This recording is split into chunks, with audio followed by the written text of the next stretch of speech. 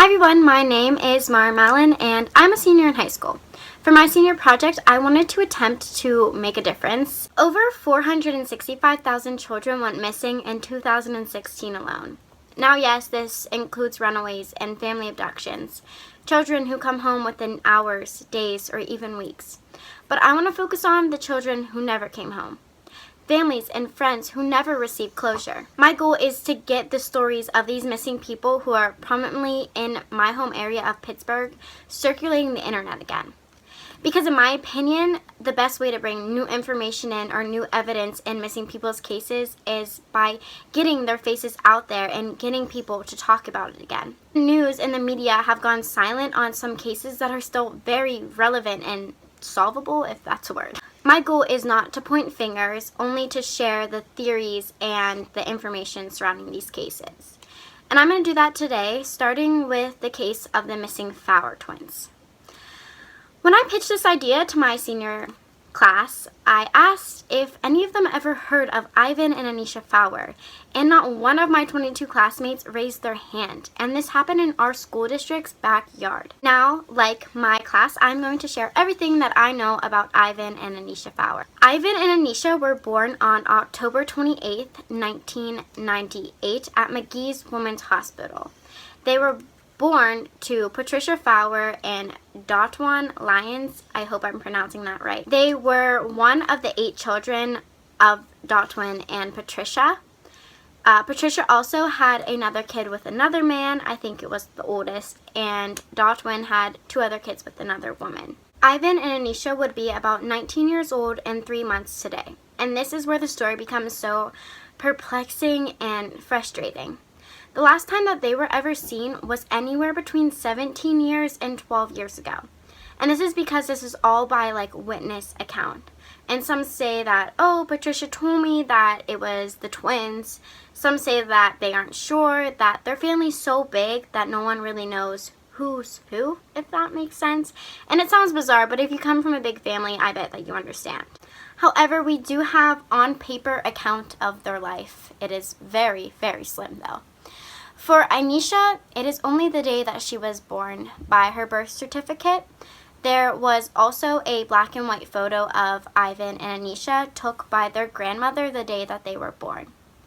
For Ivan, there was a documented paper from the doctor when he was about 2 years old. It was about November, and I guess Patricia stepped away from the bathtub for a little bit to answer a phone, and him and his older brother, whose also name was Dawton, burned little Ivan with hot water from the spigot, and it burned about 40% of his body. He was in the hospital for over a month. It was deemed an accident, and a lot of people I've read in the comments say, how does CYS not check up on them after this? I guess since it was an accident, CYS has nothing to do with that, and you'll get why I'm talking about CYS in a little bit. Other than that, they never went to school. They never went to another doctor's appointment, which I thought was really weird because Ivan was burnt so bad. His dad even recalls seeing him, and he was filled with bandages and scabs all over his body. So I think it's weird that there was no checkup appointments or appointments where he went to get more medicine, because if it's 40% of your body and you were in the hospital for over a month, I'm assuming that's some permanent bad burns. I could be wrong though. Since there is such little information involving the kids, there's not much to describe them as. Their father described Anisha as a small petite toddler. Mother called them cute. And their siblings said that they were just gone, and that's how they described them. To talk a little bit more about the father, Dawton Lyons was kind of not really in their life. He was in and out in prison. He was in prison actually during the pregnancy of his wife, Patricia, when she had the twins. And then in 2005, he murdered someone, a friend in the bar, and he was sentenced to 10 years in prison. So he spent from 2005 to 2015 behind bars. So it's not weird that he didn't see his kids. Now, before that, he was in between 2 women basically, and he said he split his time up a lot, and he will say that he was an alcoholic and he had problems. So he wasn't really around that much. The last time their father said that he ever seen them was he saw Ivan when he came home from being burnt, and that's where we got the information that he was filled with bandages and scabs. Other people's accounts, some say that they saw Ivan in 2001 or Nisha in 2001. Most people do say, and this is siblings and grandparents, that Ivan was gone first and then a little bit later Anisha went missing. A lot of people also, or I've seen make comments or on Reddit have said, what did she tell the family? How wasn't the extended family asking questions? And I alluded to how it was such a big family. People didn't really realize who was there and who was not. But also when she was personally asked about the twins, she always said that they were living with an aunt in a different state or a different family member. She also told her husband that when he was behind bars. And no one really questioned it because in their family and in their extended family, that wasn't an uncommon thing. She had a lot of children that maybe she couldn't take care of, and I know Dawton himself was raised by his grandmother, even though him and his mom kept a really good relationship. So just keep that in mind when you're questioning, like, how did no one ask? How did no one say anything?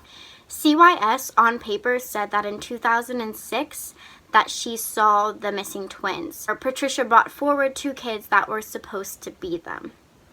This was also on paper, and it said that it was not an official document, and when she was questioned later, she said, like years later, I mean like in 2016, she said that she doesn't recount saying that and she doesn't recount seeing them.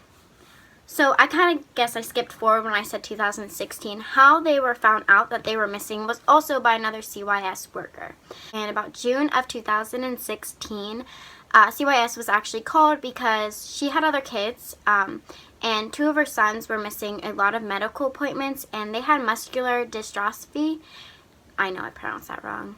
And they also had autism, so some appointments that they shouldn't have been missing. Also, she had 2 daughters that had very serious eye conditions that could possibly lead to blindness. So CYS came in and they talked to her and they removed the kids from the house. Miss McAllister Johnson, and she started digging in a bunch of files and got all the way to the bottom of them and realized that on some child support papers and obviously in birth certificates that there should be 2 other kids living there. Obviously, she went and she questioned Patricia before going to the police, and Patricia said that she was living with an aunt in South Carolina. Now remember, South Carolina, okay? And she also called Dawton on the phone, and he said that, I don't know, ask Patricia, I think they're living with some family members somewhere else. So that is when Miss McAllister Johnson went to the police because she figured something was up. And she didn't want to give the custody of the children back to Patricia until they found out where these missing twins were. So when she contacted the police then contacted Patricia and she said once again that they were now in North Carolina with an aunt. So she went from South Carolina to North Carolina, which is kind of fishy, but I don't know. She gave them a number and it was unreachable, and the number was some man who was saying like, yo man, you have the wrong number. So this is kind of where I'm going to go into Patricia a little bit more before getting like fully into the detail. I'm sorry that this is kind of all over the place. But anywho, so Patricia was like her family, very off the records. Didn't have a job, she didn't have a license, other than her moving houses and stuff like that. She wasn't on paper much. She also never got in trouble with the law prior to these missing twins. Her kids, like I said, stated earlier that she had a lot more kids. They also were never in any like school trouble. They were never in the newspaper for school athletics, anything like that. So they lived really off the record, although some of them did have jobs. Dawton actually said that Patricia was always like that. She was very family oriented and everything revolved around her kids. Patricia also went to say that she was actually in contact with Ivan. She claimed that he would call and text her, so she gave the police a number. This number was actually tracked back to her son, whose name was also Dawton, and he pretended to be Ivan, but obviously the police can track the phone. They actually were both charged and were in jail for a little bit of time due to like misholding information, whereabouts and stuff like that. I'm pretty sure that all the files got dropped though. As I know now, I think they got them, or I got the mother on some other things. After that happened, she then said something that I know concerned a lot of people and concerns a lot of people on the internet as well. She said, in quote, Several years earlier, she sold them for $2,000 each to a man named Mike at a bar in Homestead. She retracted the statement a little bit later when police told her that that was a crime. So she denies that at all. I don't know, maybe she read on somewhere that that's what you could say when she didn't know. I don't know why she would say that. I think that is kind of alarming because people don't make up that stuff, and that is something that is very plausible to happen in this area. When you sell someone to someone else, that usually means human trafficking or sex trafficking, which is such a huge problem around here, and there's a lot of missing people's cases in this area that are linked. And it's not just a big problem here. I mean, it's literally a big problem all around the world, and that just makes that really scary. But she denies it. She said that isn't what happened, and she simply reverted back to, I don't know, saying, I think they're with a family member somewhere. Now, while she was saying this, and this is all from the words of a detective, is that she was very cold and very blank and straight-faced and monotoned. After this all happened, they did a psych test on her to see if there was anything wrong with her, and she was cleared for it. So that's just some information maybe that is needed. And that is basically all the information that is on the actual missing case of Ivan and Anisha Fowler. Police are still digging into it, doing many leads, reaching out to a lot of extended family. As of now, though, nothing has came. And the article that I got most of my information from, and the articles that I've gotten my information of, all came from either late 2016 or early 2017.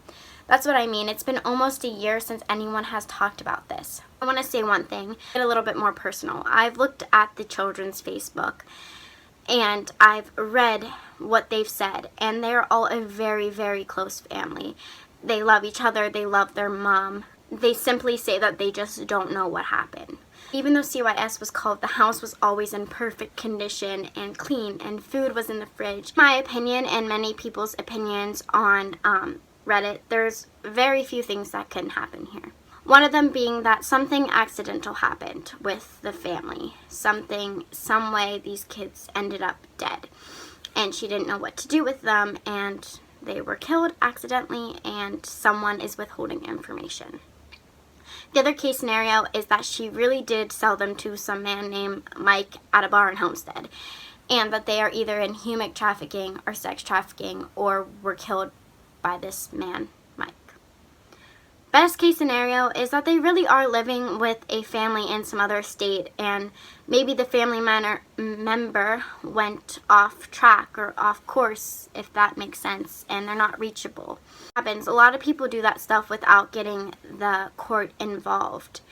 And maybe they're living a happy life not knowing who they are. Either way, though, their story deserves to be out there.